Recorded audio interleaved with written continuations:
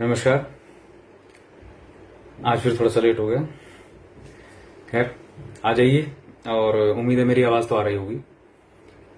तो आज हम बात करेंगे चौथे अध्याय के बारे में। कल एक मेजर एपिसोड जो कंप्लीट हो गया था और महिषासुर वध के बाद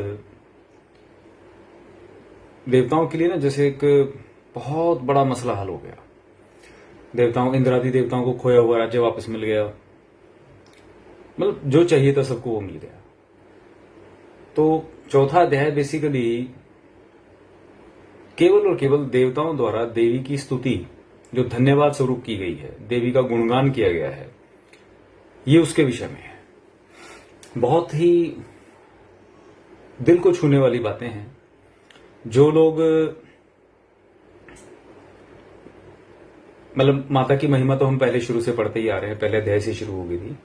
लेकिन हर एक अध्याय में कहीं ना कहीं चाहे माता का ध्यान आप कहीं पढ़ेंगे हर एक अध्याय के शुरू में, या बीच में जो जो स्तुतियां स्तोत्र इत्यादि आते हैं उनको पढ़ेंगे। मतलब हर एक में ना एक अलग ही अटैचमेंट है आएगी निकल करके देवी के साथ। देवी का एक अलग ही स्वरूप आपको लगेगा कि हर बार कुछ नई बात निकल के आ रही है। और जिनमें भक्ति जुड़ी हुई है, पहले से ही है, कनेक्शन है, वो तो उनकी तो बात ही कुछ और होती है। ठीक है ना, वो तो बात ही अलग है। तो उनके लिए तो देवी की स्तुति में कहा हुआ, सुना, कहीं से सुन लें, लिखा हुआ एक शब्द ही बहुत हो जाता है। और इसलिए अक्सर मैं कहता भी हूं कि जिसका भाव कनेक्टेड है वो उसको बहुत सारी स्तुतियों से कुछ करने की आवश्यकता नहीं रहती है, कोई ज्यादा विधि विधान की आवश्यकता नहीं रहती है। अगर वो मात्र दिल से देवीमयी भी गा लेता है, कहीं भी देवी के चित्र के समक्ष खड़े होकर के, मन में ध्यान करके, कहीं पर भी ज्योत जग रही हो, कहीं मंदिर में, एक ऐसी दिव्य अनुभूति होती है कि जो शब्दों में बयान नहीं की जा सकती। ठीक है ना। दुर्गा सप्तशती के लास्ट में 4 लाइन की एक छोटी सी स्तुति है, लेकिन जो अपने आप में मुकम्मल है, कंप्लीट है। तो कोशिश कीजिएगा कभी उसको आत्मसात करके उसको गाने की। क्योंकि जब आप कभी भी देवी की स्तुति करते हैं किसी भी तरीके से, गा करके, गायन के माध्यम से, क्योंकि संगीत भी एक साधना है, तो जितने भी देवी के साथ जुड़े हुए उनकी सेवा में गणगणिकाएं इत्यादि हैं, वे सब बड़े प्रसन्न होते हैं और स्वतः ही आप लोगों पर कृपा बरसानी शुरू कर देते हैं। क्योंकि मैं हमेशा इससे बोलता हूं ना कि देवी के साम्राज्य में एंट्री पाना बहुत बड़ी बात है, और वहां तक, देवी तक डायरेक्ट पहुंच पाना, मां तक पहुंच पाना, बहुत ही मतलब जन्म बीत जाते हैं लोगों के। देवताओं तक को अनुमति नहीं मिलती है। बहुत से ऐसे रहस्य हैं। ठीक है ना। इस ब्रह्मांड के अंदर पता नहीं, इस धरती जैसे पता नहीं कितने और भूलोक हैं। प्रत्येक भूलोक के साथ त्रिमूर्ति जुड़ी हुई है। जो आध्यात्मिक ज्ञानी लोग हैं उन्हें सब ये बातें पता हैं। और अभी नासा वासा तो कहीं तक पहुंचे ही नहीं है। वो तो खैर आपके सोलर सिस्टम को ही एक्सप्लोर नहीं कर पाए हैं, अर्थ को ही नहीं एक्सप्लोर कर पाए हैं। मतलब ये हमारे शास्त्रों के अंदर पहले से ही वर्णित है। पता नहीं इस धरती जैसे कितने भूलोक हैं इस ब्रह्मांड के अंदर, असंख्य है। और प्रत्येक भूलोक की एक त्रिमूर्ति है। यही त्रिमूर्ति जिसको ब्रह्मा विष्णु महेश कहते हैं। बहुत सारे स्वरूप हैं देवी देवताओं के, अलग अलग डिपार्टमेंट्स हैं। खुद देवी के भी अलग अलग लेवल पे बहुत सारे स्वरूप हैं। कभी चर्चा होगी तो उन पे अलग अलग बातें करें, क्योंकि फिर वो सब्जेक्ट कुछ और हो जाता है, मैं आगे कहीं और निकल जाता हूं। आप लोगों से बात करते करते वो दृश्य सामने आने शुरू हो जाते हैं, तो फिर ये वापस आना पड़ता है कि यहां हम चौथे अध्याय की बात कर रहे थे। ठीक है। तो अपने आप को वापस ला करके मैं वापस टॉपिक पे आता हूं कि चौथा अध्याय जो है ये देवी की स्तुति के बारे में है। देवताओं की जब बहुत बड़ी समस्या का हल कर दिया देवी ने, तो अब वो धन्यवाद स्वरूप दिल गदगद हो गया। जैसे आपका काम बन जाए, कोई आपकी बहुत बड़ी प्रॉब्लम सॉल्व कर दे, तो आप उसका आभार व्यक्त करने के लिए स्तुति गान स्टार्ट कर देते हैं। तो ऐसे देवताओं ने भी किया। सभी देवताओं ने मिलकर देवी की बहुत जबरदस्त स्तुति की है। आप चौथे अध्याय में तीसरे श्लोक से स्टार्ट हो जाती है, 27वें तक चलती है मेरे ख्याल से, मैं कंफर्म कर दूं, तीसरे से 27 तक। हाँ जी हाँ, 3rd श्लोक से लेकर के 27 तक चलती है। ये स्तुति है माता की। आप यदि नित्य प्रति भी इसको पढ़ने का प्रयास करें, लेकिन कौन पढ़े मैं बताऊंगा अभी। तो आप महसूस करोगे कि जब देव कृपा होती है तो जो स्तुति का तरीका होता है वो थोड़ा डिफरेंट होता है। जब आपको जरूरत है तो आपकी स्तुति का तरीका थोड़ा डिफरेंट होता है। यानी एक में आप सहायता मांग रहे हो, एक में आप ऐसी वाइब्रेशन जनरेट कर रहे हो कि सहायता जो की है उसके लिए आपका कोटि कोटि आभार, धन्यवाद, और ये कृपा बनाए रखिएगा। ठीक है। और जब सहायता मांग रहे होते हो तो तब त्राहिमाम वाली स्थिति होती है, तब अलग तरह की वाइब्रेशन जनरेट होती हैं। तो चौथे अध्याय में जो स्तुति है वो है आभार व्यक्त करने वाली। जब भी आप कभी देवी के किसी भी स्वरूप की बात हम करें, आपने कभी कोई मन्नत मांगी हो, आपका कोई काम पूरा हो गया हो, गौर से सुनिएगा जो मैं कह रहा हूं। आपने कभी भी देवी के, चाहे आपकी कुल देवी हो चाहे किसी अन्य स्वरूप में हो, माता तो माता ही है, तो जगदम्बा के किसी भी स्थान पे आपने कभी कोई मन्नत मांगी और वो पूरी हो गई हो, तो वो धन्यवाद स्वरूप जब आप जाएं वहां पर, या अपने घर में ही आपने कुछ कहा हो और वो पूरा हो जाए, तो धन्यवाद स्वरूप जब आप माता को वो कहने के लिए आए, बहुत कम लोग कहने आते हैं, मैंने बहुत देखा है लोगों का, काम हो जाने के बाद फिर कोई नहीं आता, वो बाद में फिर परेशान होते हैं, वो अलग कहानी है। लेकिन जब काम हो जाए तो चौथे अध्याय से सीखिए ये चीज कि देवताओं ने सिर्फ प्रॉब्लम आने से पहले ही देवी का गुणगान या स्तुति नहीं की थी, काम हो जाने के बाद भी आभार व्यक्त किया था। ये एक गुण जो है मनुष्य को देवताओं से सीखना चाहिए कि जितनी शिद्दत से हम किसी भी शक्ति के सामने, किसी अथॉरिटी के सामने काम होने से पहले नतमस्तक होते हैं, उतनी ही जो एक भावना है आभार व्यक्त करने की, काम होने के बाद भी दिखानी चाहिए। इससे क्या है कि कनेक्शन बना रहता है। क्यों है वो अभी आपको पता लगेगा, इसमें चौथे अध्याय के अंदर मैं बताऊंगा कैसे। क्योंकि आप जब ये स्तुति करेंगे, आपने कोई देवी के स्वरूप के आगे मान लीजिए कोई मन्नत मांग ली थी, आप धन्यवाद स्वरूप माता के आगे खाली ये स्तुति कर लीजिएगा। ठीक है, 3 श्लोक से लेकर के 27वें तक आप ये कमाल की बात देख के चलेंगे, देवी के गणगणिका प्रसन्न हो जाते हैं कि हाँ ये सही में सच्चा भक्त है, सिर्फ स्वार्थ के लिए नहीं आया। तो उससे कनेक्शन बन जाएगा, उससे कनेक्शन बन जाएगा, क्योंकि इस स्तुति से प्रसन्न होकर के जगदम्बा ने, जो भद्रकाली स्वरूप में यहां थी, उन्होंने देवताओं को कहा कि मैं प्रसन्न हूं, बताओ। मतलब काम तो कर दिया, अब फिर धन्यवाद स्वरूप जो स्तुति हुई उससे भी देवी प्रसन्न हुई मां। तो वो बोले कि भी मांगो भी, क्या मांगते हो। उन्होंने कहा कि माता हमने क्या मांगना है, हमारी जो इच्छा थी आपने पूर्ण कर दी। अब साथ साथ देखो ना, अब माता क्योंकि वर देने के मूड में है, तो कि अब आपने हमारी इच्छा, हमारी समस्या दूर कर दी, हमारी इच्छा पूरी कर दी, फिर भी यदि आपको वर देना है तो ऐसा कर दो, हम पर ऐसी कृपा कर दो कि जब जब हमें आपकी जरूरत पड़े, हम जब भी आपका स्मरण करें, आपकी कृपा हम पर हो जाए, आपके दर्शन हमें हो जाए। ठीक है ना। और इसके साथ साथ जो भी आपका गुणगान करे इन स्तोत्र से, ये जो स्तुति है ना 3 से लेकर के 27वें श्लोक तक की, ये हर एक इसका एक एक श्लोक जो है अपने आप में एक स्तोत्र के समान है। पढ़िएगा आप, उसका अर्थ देखिएगा, बहुत ही सुंदर है। तो जो भी व्यक्ति इन स्तोत्रों के द्वारा आपकी स्तुति करे, गुणगान करे, आपकी कृपा उस पर बनी रहे। जो भी उसे चाहिए जीवन में, जो होता है ना भौतिक व्यक्ति के जीवन में क्या है, सब सुख शांति, पुत्र आदि, धन आदि, सब कुछ जो उसे कामनाएं जिन जिन चीजों की, तो वो सब उसकी इच्छाएं पूरी हों, आपकी कृपा उस पर बनी रहे, वो सब लिखा पढ़िएगा आप उसमें। तो इनसे 2-3 चीजें आप समझेंगे, जीवन में व्यवहार में उतार के चलें कि किसी भी अथॉरिटी से जब आप सहायता लें तो उसका आभार भी व्यक्त करें, तो उससे आपका एक कनेक्शन बन जाएगा। तो वो अथॉरिटी जो है आपसे इतना जबरदस्त प्रभावित होकर के, प्रसन्न होकर के आपको खुद ही कहने के और बताओ और क्या चाहिए तुम्हें। तो जब देवताओं ने ये बात कही कि माता ऐसा ऐसा है, और जब भी आपको याद करें तो समस्या आने पर तो आप कृपा करना, तो माता ने कहा ठीक है तथास्तु। अब वचन हो गया ना, तथास्तु कह दिया तो हो गया वचन भी। अब ये बात काम आएगी, ये अगले अध्याय में काम आएगी, मैं बताऊंगा कैसे। तो ये कह के माता तो अंतर ध्यान हो गई, क्योंकि एक एपिसोड खत्म हो गया था ये। ये कंटिन्यूटी में नहीं है, आप समझिए। ये पाठ जरूर आपको लग रहा है, अगर आप इसको समझेंगे तो ये अलग अलग एपिसोड हैं, अलग अलग समय के दौरान हुए हैं।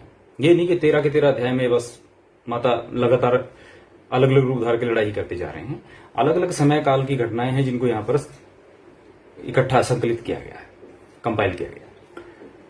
तो यहां पर आपने क्या सीखा कि यहां जो स्तुति की गई है, एक तो वो करेगा इस स्तुति का प्रयोग जिसका काम बन गया देवी की कृपा से। तो वो आभार व्यक्त करने के लिए, बहुतों को पता नहीं है कि मैं जब देवी ने मेरी सुन ली तो मैं क्या करूं। आपने नारियल उठा के रख दिया था, आपने मन्नत मांग ली, 11 रुपए रख दिए, कुछ भी कर दिए, आप क्या करते हो? कई तो वो ये भूल ही जाते हैं कि क्या रखा था। भाई रखा भी होगा तो किसी को याद रह जाएगा, ठीक है। फिर वो समस्या आने लगती है तो फिर कहीं किसी विद्वान के पास जाते हैं तो कहते हैं कि भाई काम अटक रहे हैं आपके, प्रॉब्लम आ रही है, ग्रह स्थितियां तो ठीक चल रही है लेकिन फिर भी प्रॉब्लम है। इसका अर्थ सीधी सी बात यही है कि आपने कभी कोई मन्नत वगैरह मांगी होगी तो वो आपने पूरी नहीं की है, जाकर के काम बन गया, तो इसलिए प्रॉब्लम आपको आ रही है, क्योंकि शक्तियां अपने तरीके से याद कराती हैं। तो ऐसी स्थिति के अंदर जिन्होंने कुछ रखा होगा तो संभाल लेंगे जाके जल्दी है, लेकिन कईयों के बहुत साल बीत जाते हैं, इतने साल बीत जाते हैं कि उन्हें याद ही नहीं रहता। और मैंने ऐसी चीजों में, ऐसे मसलों के अंदर ना, प्रत्यक्ष मैं बता रहा हूं, मैंने ऐसे हाल देखे हैं कि जो लोग बड़े लेवल पे कोई मन्नत मांग लेते हैं और वो मन्नत पूरी करने नहीं जाते। आभार व्यक्त करना तो ये स्तुतियों वगैरह तो बहुत दूर की बातें हैं, ये तो भक्ति का मार्ग आ गया। आप समझना उस चीज को, आगे के रास्ते खोल के चलना, पीढ़ियों के लिए आगे के लिए तथास्तु मांग के लेके आना देवी से, ये तो बहुत दूर की बातें हैं। उन लोगों से इतना नहीं बन पड़ता कि जिस स्थान के मामले में उन्होंने जो भी मन्नत मांगी थी वही जाकर के कम से कम पूरी कराएं। तो जितना पुराना वो मामला होता चला जाता है, वो लोग फिर वो ना डाइवर्ट हो जाते हैं। जो मर्जी उनके पास रिसोर्सेज हो, जो मर्जी सिस्टम हो।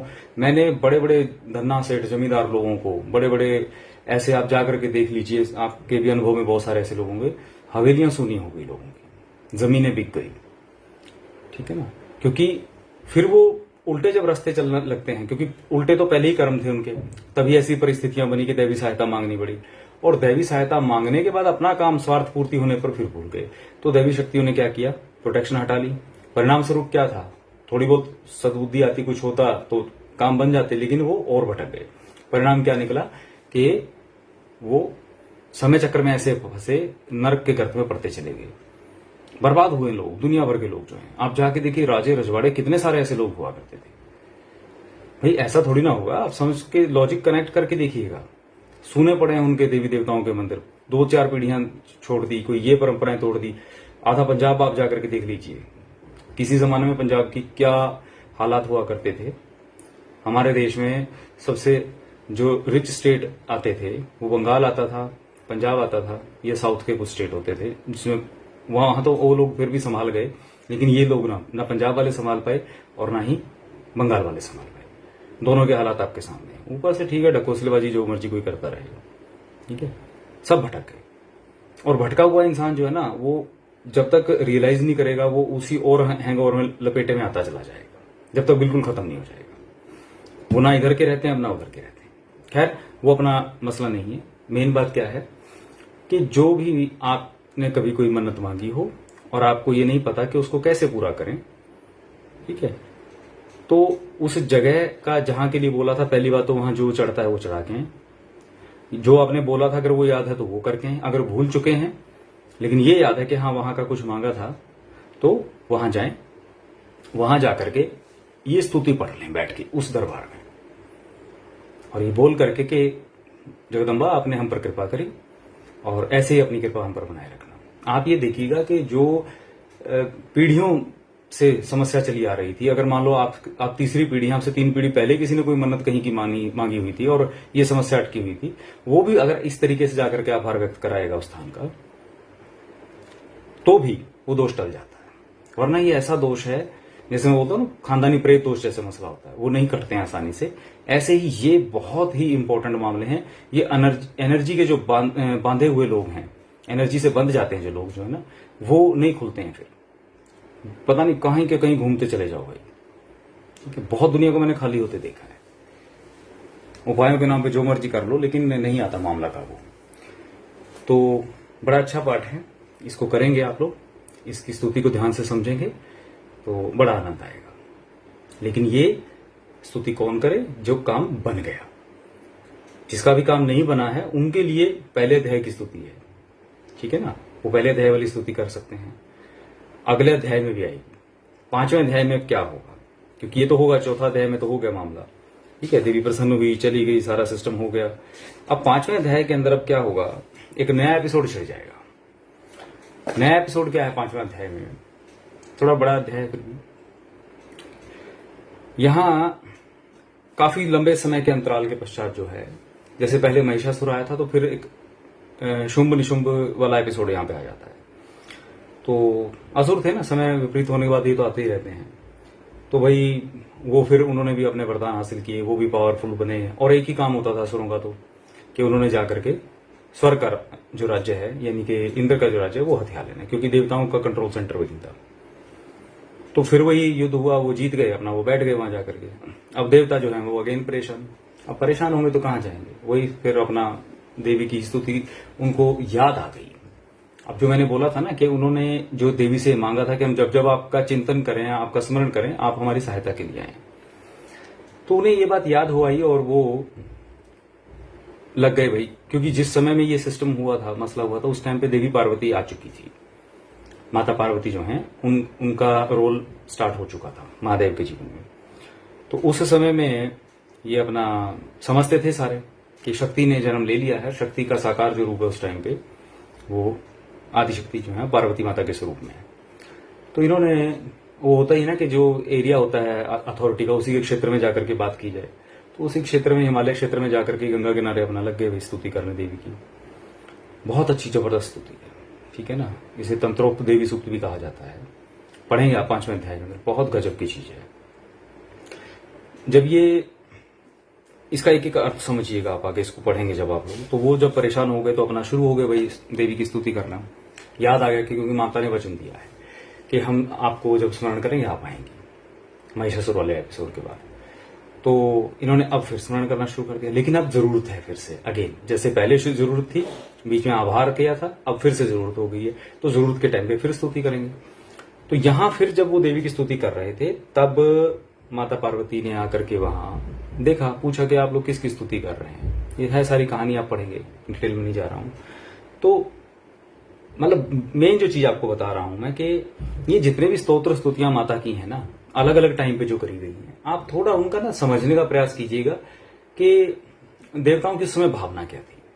क्योंकि सेम भावना वाले रोल में जब आप लोग आएंगे, तब ये स्तुतियां जब आप करेंगे वही चीज के मोड में आकर के, मतलब जब सिर दर्द होगा तो सब सिर दर्द की गोली खाएंगे, तो सबको सिर दर्द में लाभ हो जाएगा ना। वैसा ही है कि जब आप देवताओं वाली सेम भावना के अंदर आकर के वही स्तुतियां करेंगे, तो वाइब्रेशंस जो होती है ना, एनर्जी, वो कभी खत्म नहीं होती, वो यूनिवर्स में, ब्रह्मांड में हमेशा रहती है।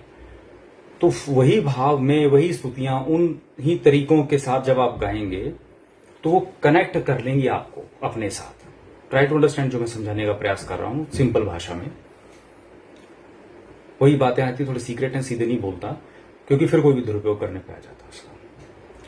वैसे तो बिना देवी की कृपा और गुरु कृपा से नहीं होगा, पर फिर भी एक इशारा तो दिया ना, क्योंकि कोई समस्या में आएगा तो अपने गुरु से बात तो कर लेगा कम से कम। फिर गुरु मुख से जो बात निकलेगी स्पेशली आपके लिए, वो अपने आप प्रभावशाली हो जाती है। तो मसला क्या है कि जब जिस अवस्था में देवताओं ने देवी की स्तुति करी, आप उसी भाव, उसी अवस्था के अनुसार अपने आप को कनेक्ट करके वही स्तुतियां जब करेंगे, तो वो उन जमानों में की हुई, उस समय में, उस काल में जो की हुई स्तुतियों की वाइब्रेशंस थी, वो आज आपकी, आप चाहे अपने घर में बैठ के करें, चाहे मंदिर में के कहीं भी करें, वो सेम वाइब्रेशन जो है कनेक्ट हो जाएंगी। इसको बोलते हैं सेम फ्रीक्वेंसी ओवरलैप होना, रेजोनेंस में आप आ जाएंगे। जो साइंस वाले लोगों में रेजोनेंस समझते हैं। जब भाव के साथ आप रिदम में आएंगे, आपकी एनर्जी देवताओं की एनर्जी के साथ रेजोनेंस में आ जाएगी।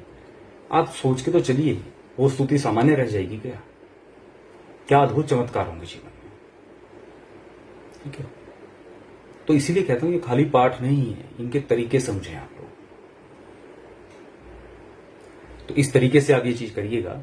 और ये इस 5वें अध्याय में भी जो दिया गया है स्तोत्र, इसे पढ़िएगा, बहुत जबरदस्त है, बहुत मजा आएगा आपको पढ़ के, और पूरा पाठ का आनंद लेंगे आप लोग।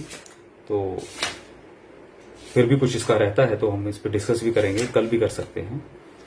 और तो 5वें अध्याय में अभी कुछ ज्यादा नहीं होगा, सिर्फ देव का स्तुति करेंगे और वही वाला एपिसोड होगा। वो अपना जाकर के जो चंड है, चंड मुंड जो है वो अंबिका के रूप की, क्योंकि माता प्रकट होगी जब माता पार्वती से, तो अब उस स्थिति में क्या आएगा कि उनकी जो आभा है वो देवी है ना, जबरदस्त होनी ही होनी है।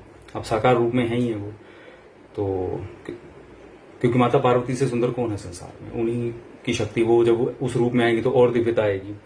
तो राक्षस जो है ना वो वासना के अधीन होते हैं वो पागल हो गए देख करके, उनको वासना जागृत होगी। उन्होंने जाकर के जो है अपना शोम निशम को जाकर के सुनाया सारा, भाई ये मसला है जी और ये कहानी है, ऐसे ऐसे बहुत सुंदर हैं। तो उन्होंने फिर दूत को भेजा वहां पे। तो इसमें थोड़ी वो डिस्कशंस चल रही हैं, वो चीजें उनके बारे में व्याख्यान है। इसमें अभी युद्ध वाला कहानी नहीं है, युद्ध अगले में स्टार्ट होगा। धूम्रलोचन का जो वध किया जाना है वो कल डिस्कस करेंगे हम, लेकिन इसको भी थोड़ा डिस्कस किया है मैंने अभी, ताकि क्योंकि बड़ी चीज है, बड़ा पार्ट है। चौथे अध्याय के बाद थोड़ा इसको पढ़ के रखिएगा, कल हम इस पर बात करेंगे जरूर, 5वें पे और 6ठे अध्याय पे। तो लेकिन समझाने का प्रयास जो किया मैंने वो यही था कि कब कौन सी स्तुति करें, किस तरीके से करें, ताकि देवी की कृपा आप लोगों को मिल सके। ठीक है, तो बस मुझे यही कहना था, ज्यादा कुछ कहानी थी नहीं आज कहने को मेरे पास, और इसमें जो है आपके काम की बातें वो बता दी। तो आप में से किसी को कुछ पूछना हो तो कोई 2-4 क्वेश्चन मैं आज डिस्कस कर सकता हूं, हालांकि तबीयत ठीक नहीं है, पर फिर भी क्योंकि अध्याय छोटा था तो ज्यादा बातें नहीं थी, फिर भी अगर किसी को कुछ पूछना है तो पूछ सकते हैं। मैं इसी सब्जेक्ट के रिगार्डिंग आपके क्वेश्चन ले सकता हूं आज, 2-4 क्वेश्चन अगर किसी को तो बता दें।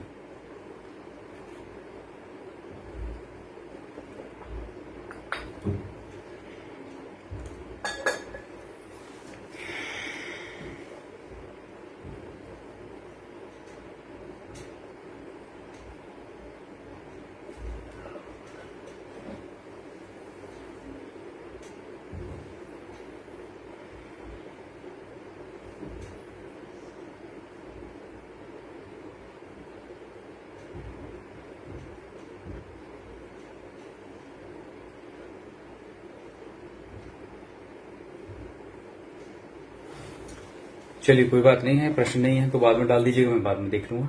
ठीक है,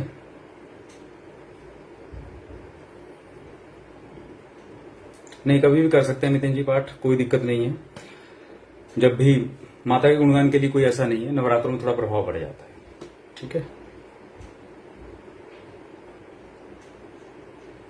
कभी भी कोई भी पाठ जो है आवश्यकता अनुसार कभी भी पढ़ा जा सकता है, ऐसा कोई वो नहीं है। नवरात्र का एक विधान अलग होता है, ज्यादा कुछ वो नहीं है।